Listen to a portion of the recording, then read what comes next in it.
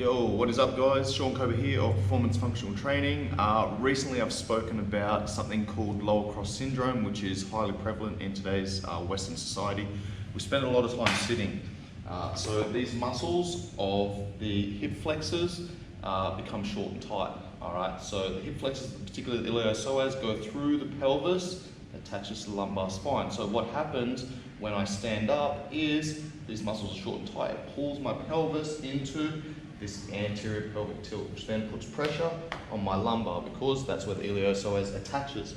Rightio? So these muscles are tight, these muscles are tight because they're counteracting that position. Alright, so the other part of lower cross syndrome is the opposite muscles, the hip extensors and the abs, particularly transverse abdominis, are weak. Okay, so tight, tight, weak, weak.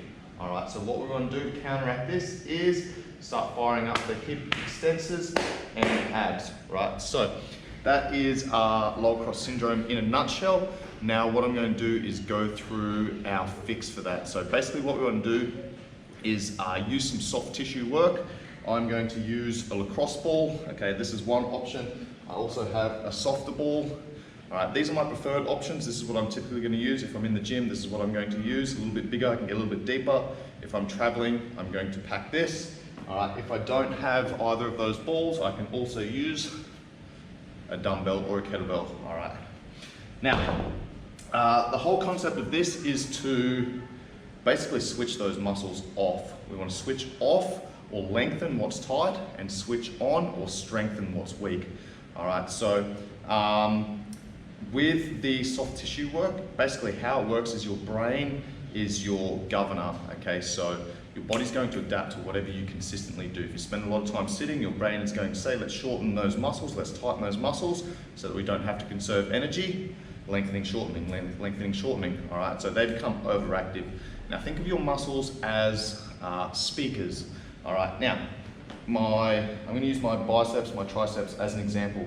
My biceps are elbow flexors, my triceps are elbow extensors, right? So when my biceps fire to flex the elbow, basically what I'm doing is I've got a balance knob here, all right? So as I turn my biceps up, I go from its balance right here, they're both level, okay? They're at a 5 each.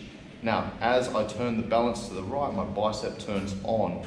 So it goes 6, 7, 8, 9, 10. As this turns up to 10, this turns down to 0. All right, when I go back the other way, now my bicep goes 9, 8, 7, 6, 5, 4, 3, 2, 1, 0, as my tricep goes 1, 2, 3, 4, 5, 6, 7, 8, 9, 10. All right, so basically, this is what's happening with the pelvis, with the particularly the hip extensors, hip flexors.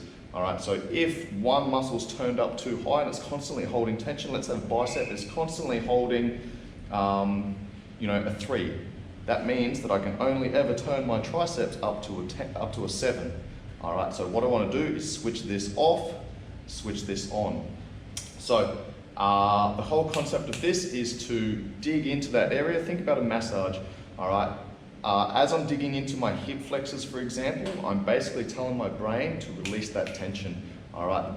Our body's neurologically driven, so it's driven by the brain. So I want to massage into this area and I want to focus on my breathing and relax those muscles down, dampen that signal from the mind down to the muscles. Once I do that, then I can go into my strengthening work, okay? Turn these off or turn them down, turn these up, all right? So first thing we can do is lengthen, all right? I'm gonna use a ball to go through some soft tissue work. Now, how do I find my hip flexor, my iliopsoas? Okay, I'm gonna go my belly button, across to my iliac crest, that hip bone, okay, and then I'm going to come right in the middle and slightly towards the hip. All right, I'm going to dig in here. You should be able to press down here, okay, drag your knee up, and you should feel that muscle firing. So what I'm going to do is get my ball. I'm going to use the big ball here.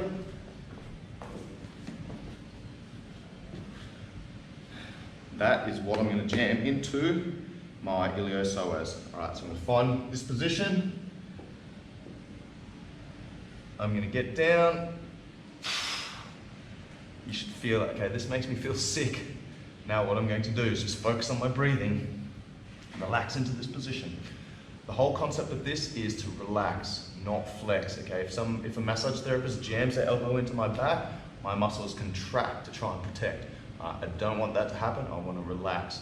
All right, so I'm going to find that area there. Once you find it, you'll feel it, you'll know. Okay, then I'm just going to relax into this position, focus on my breathing.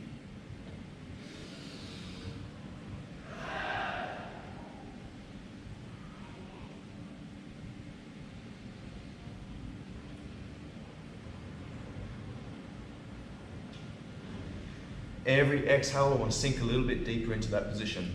Alright, so I might use 10, 15, 20 breaths there, or I might use roughly 60 to 90 seconds there. Now, if one side's tighter than the other, what I'd recommend doing is starting with that side. So if my left side's tight, I might do 2 minutes there, go back, do 90 seconds on the right side. Or I might do 2 minutes, and go back, do a little bit longer there. Alright, so again, I can use this ball, I can use this ball, cross ball, or I can use a dumbbell or a kettlebell. Alright, so that is the first part. We want to loosen them up, dampen that signal, switch them off. Now what I'm going to do is go into a banded distraction. So essentially what we're doing here, ball and socket joint, if the muscles at the front are really tight, then it pulls the pelvis into this position, this anterior pelvic tilt. Okay, and what happens is the ball and socket shift. So now I've reduced my range of movement. So what I want to do is get the band, hook the band high on my femur, which is then going to pull that joint back into alignment. Right, so this is what I'm going to do. I'm going to use the band here, hook that around an anchor point, roughly about knee height. Then I'm going to hook that in high on my femur. And this needs to be high on my femur. Okay, I don't want that in the middle here, otherwise I'm not creating any leverage. I'm going to take a nice big step back. I'm going to drop that knee. All right, the more I can step back, the more tension I can get, the more resistance I get. Okay, now what I'm going to do, tuck the tailbone under. I don't want to lean into this position, tilt the pelvis forward. I want to tuck the tailbone under, thigh stays vertical, glutes on slightly. Then I'm just going to hang out in this position. Again, focus on my breathing. Step back to add a little bit more tension as needed. Okay. Then what I can also do is raise my arm, reach across, reach back. As long as my pelvis is not tilting, I might play around with this position where I rotate in, rotate out. Go and find where that tension is. Okay. Then spend 1 minute to 2 minutes there. Again, if one side's tighter than the other, make sure you address it, spend some more time there. All right, so that's the second thing. First one, ball, loosen up, soft tissue work. Second one, banded distraction. Use a band to pull the joint into good alignment. All right, from here, we're going to go into some strengthening work. So we've just switched these muscles off. Now what we're going to do is switch these muscles on. All right, so I'm going to give you a couple of options here. Actually, first one we're going to do is I'm going to go through some external rotations, some posterior pelvic tilts. All right, so feet hip width, feet straight ahead, toes, feet parallel, sorry. All right, now what I'm going to do is I'm going to pretend there's an elastic band between my toes. I'm going to grip, screw, watch what happens to my arches. Okay, if my arches collapse, my knees roll in. Okay, no good. What I want to do is build that foundation. Elastic band between the toes, grip, screw, build my arches, puts my joints into a good position. It also gets my hips to fire through external rotation. All right, grip, screw, arches, external rotation. What is also happening is I'm going to tuck the tailbone under. I'm going to squeeze the glutes and shorten the distance between belly button and sternum. I spoke about this in the plank position. What I'm doing here is getting into a posterior pelvic tilt.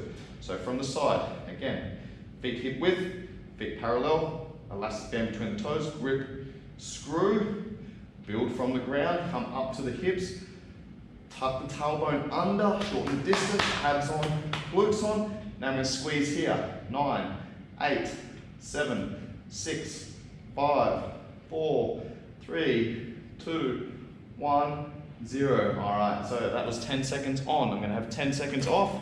I'm going to go again. 10 seconds on, 10 seconds off.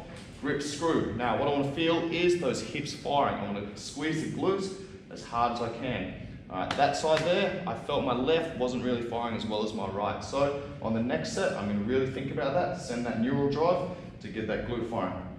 from the ground. Grip, screw, external rotation. Now I'm going to tuck the tailbone under, posterior pelvic tilt, glutes are on, abs are on, 10 seconds, 9, 8, 7, 6, 5, 4, 3, 2, 1, rest. All right, ease out of that. So now we're starting to get those hip extensors and rotators firing. That is an isolation exercise to get those bad boys firing, to provide that extension, that rotation, that hip stabilization. Now what I'm going to do is I'm going to incorporate that into more of a functional movement, which will be the hip hinge. So I can use the band here, or I can use the cable machine. I'm going to show you both of these. Basically the same thing, all right, but a different setup. So I'm going to step forward. The further I step away, the more resistance on the band. Exactly the same thing. Feet go around about hip width, maybe a little bit wider shoulder width. Okay, heels planted. What I'm going to do now is grip screw, drive the hips back, slight bend in the knees, hip dominant movement. Now my hamstrings are loaded, spines aligned. I pause in this position, load those hamstrings in that lengthened position. Now what I'm going to do, stand tall, drive the hips forward. Again, grip screw, boom, tuck the tailbone under, squeeze, fire those bad boys there, screw as hard as you can, external rotation. Nice and slow, hinge back, load up through the hamstrings, maintain posture and alignment. Nice and slow, stand tall, boom, pop the hips, tuck the tailbone under, grip screw. All right, I'm going to do 10 reps there. So that is using the band. Next, what I'm going to do is use the cable machine. I'm going through cable pull-throughs here.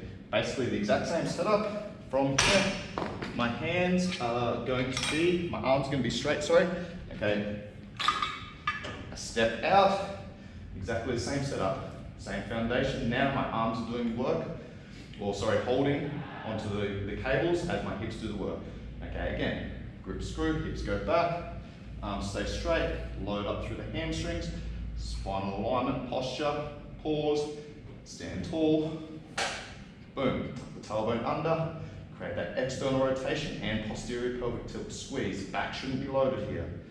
Nice and slow, go back again. Load up through the hamstrings. Nice and slow, come tall, pop the hips, external rotation, squeeze, posterior pelvic tilt. Think about your posture here. All right.